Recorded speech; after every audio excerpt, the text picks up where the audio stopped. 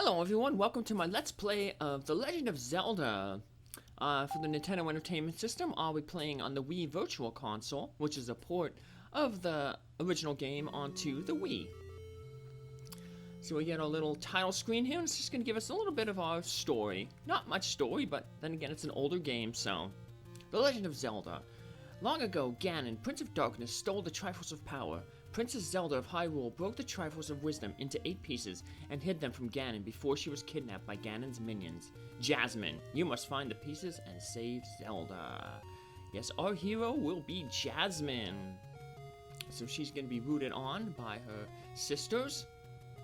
And here's just a bunch of the different items that we can pick up throughout the game. We'll be picking up all the items, all the heart containers. Filling out the maps entirely, the dungeon maps. Also be showing off all little secrets on the overworld, whether they're good, like free money, or they're bad, a door repairman who steal 20 rupees off of you. Rupees is a currency in this game, and one of the drops that you can get from the different enemies. So, alrighty, so let's start this game up. So.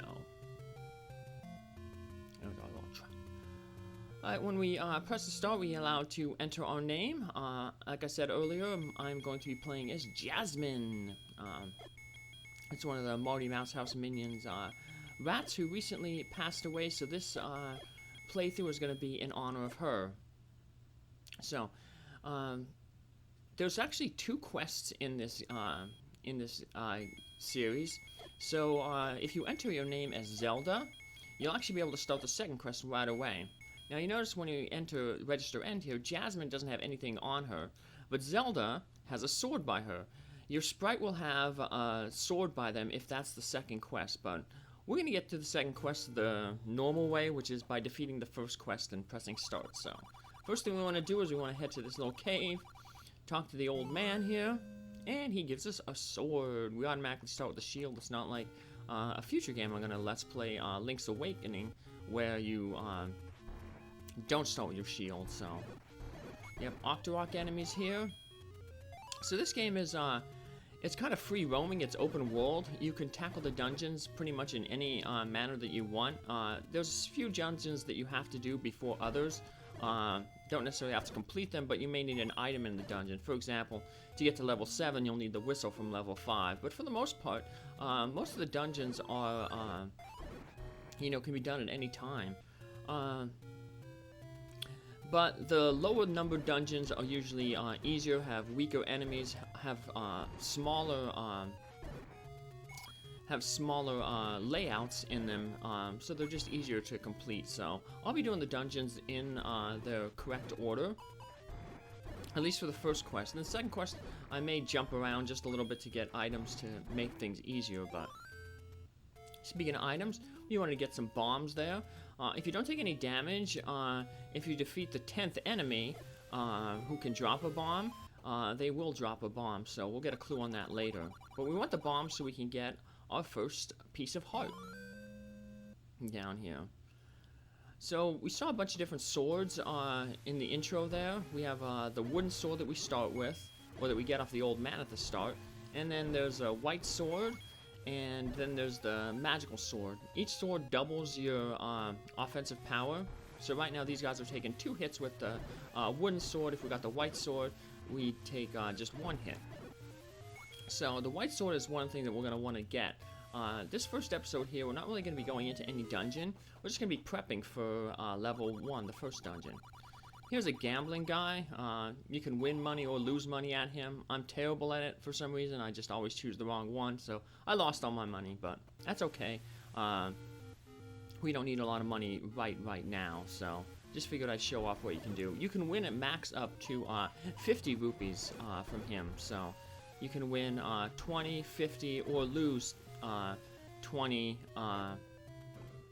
or 40, so... And it didn't matter that I lost all that money because I just lose 20 rupees right here. There's some door repairman people. If you open up wherever they're hidden, whether it be through a bomb or there's some guys who hide under trees, they'll just take 20 of your rupees, so. Like I said, I'll just show them off, even though there's no real reason to show them off, but it's okay. So we have these blue moblins. The blue moblins can drop bombs, so I want to farm some more bombs off these guys, because there's going to be another heart container that we can get with bombs. So unfortunately I'm taking a lot of hits, so there's no guarantee that they will drop bombs, but I got lucky there. Bombs do 3 times the damage of your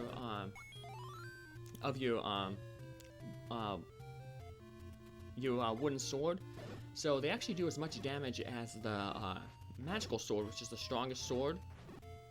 So early game, they're a good way to take care of some stronger, tougher enemies.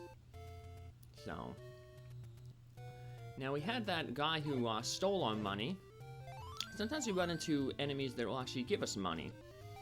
These red moblins, they can give various amounts of money, 10 through 100 rupees.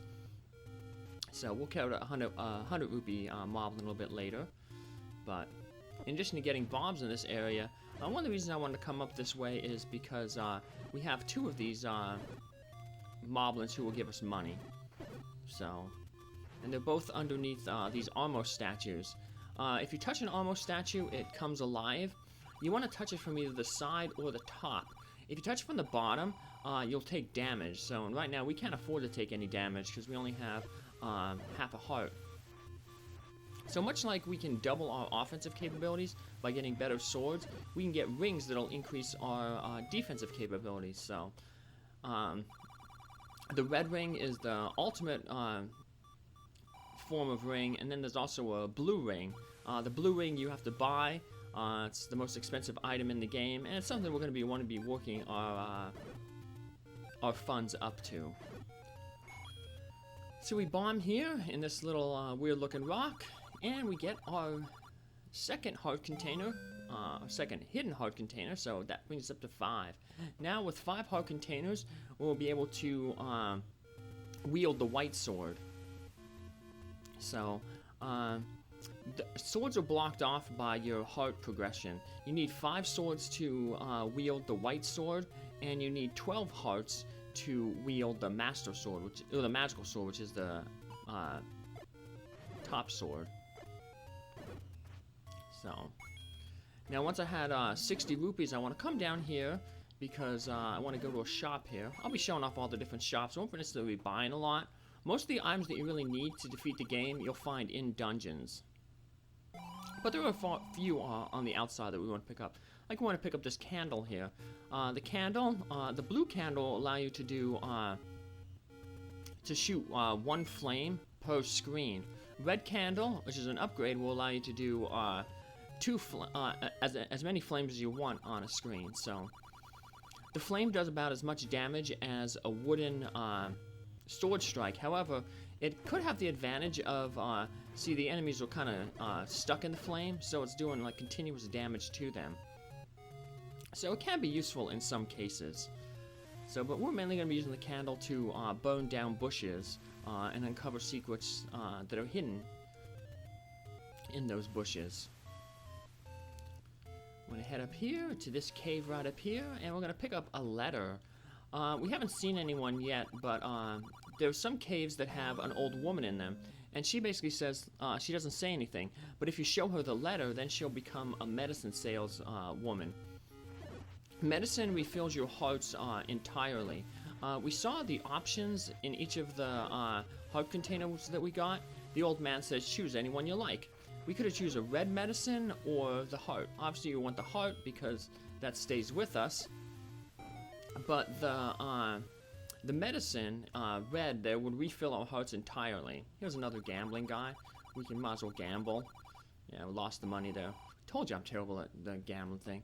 And I don't mind losing the money there because we have another guy over here who's going to steal our money. But anyway, getting back to the medicine woman, you can buy blue medicine, which fills your life up once, or red medicine, which can do it twice. After you use it once, it turns into a blue medicine. And then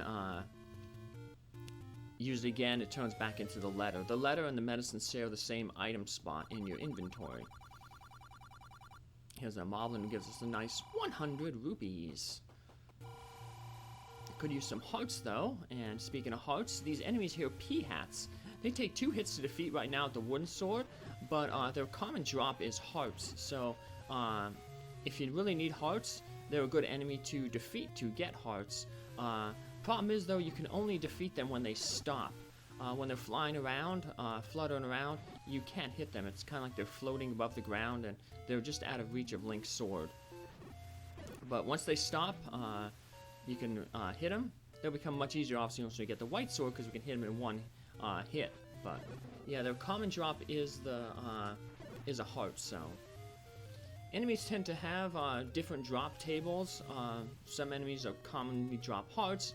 Others will more likely to drop rupees. And then there's some like the blue moblins and blue octoroks that can drop bombs. So. And we're gonna blow up a little hole there in the wall, and we can run into our first medicine woman. Like I said, we come in here and she ain't saying anything, but like the old man said, show the letter to her, and then she'll let you buy medicine. If you buy a red medicine, use it once and it becomes a blue medicine, and you want red medicine again, you don't have to buy the red medicine. You can just buy a second blue medicine, and it will turn the blue medicine that you already have into a red medicine. So it's a way to save 28 rupees. But so, and we took that tick-tight out, jumping around. And we have another guy here. We want to eventually get one of those magical shields. Right now, our shield can only block certain projectiles like rocks and arrows. Basically, non-magical projectiles. When we get that big shield, that allows us to block some more magical type projectiles, such as wizard spells, fireballs, and magical swords beams. So like I said about there's a secret of the dead end of the tree, and we'll learn about that secret later when we get to level 5, and it's in that screen over there, or that series of screens. So we'll learn a little bit more about that from the clues that this woman in this waterfall are going to give us. But let's take out these tick-tights first. And we can walk into this waterfall, and we have a woman here who gives us some advice. So pay her 5, and she says not enough. So there's actually 2 of these ladies in different areas that give you advice. So, and 5 and 10 ain't enough, so we're gonna have to spend the maximum of 20. And then she'll give us some advice that is actually useful. She says go up the mountain ahead. So over to the right, there's that screen with the blocks that we just came from. If you keep going up that mountain, eventually you'll get to level 5, and there's basically a tree there at the end that is the entrance to the level. So there's a blue Lionel. They can be very deadly because they throw these swords. Our shield can't block them because they're magical in nature, and they take off 2 hearts at this rate. So yeah, we don't want to obviously get hit by that because it'll give us a game over. But we do want to pick up this white sword here. Now our offensive capabilities are doubled. So stuff that took 2 hits now, we're only going to take 1. So like these Zoros there, who also drop hearts commonly, we can defeat them with 1 hit. So pretty easy to defeat here in this little river here because it's only 1 tile wide. So they're never going to appear out of range of our sword. At least horizontally, so. Where like in big lakes they can pop up, you know, and they can be a few tiles down in the water and you won't be able to hit them, so. P-Hats will see how much easier they are with the white sword. We can just hit them once and they're done, which is good because that means we just don't have to wait to, you know, for them to stop as much. Bomb here, and we get another medicine woman. But we're not really worried about medicine right now. Medicine is obviously much more useful the more hearts you have.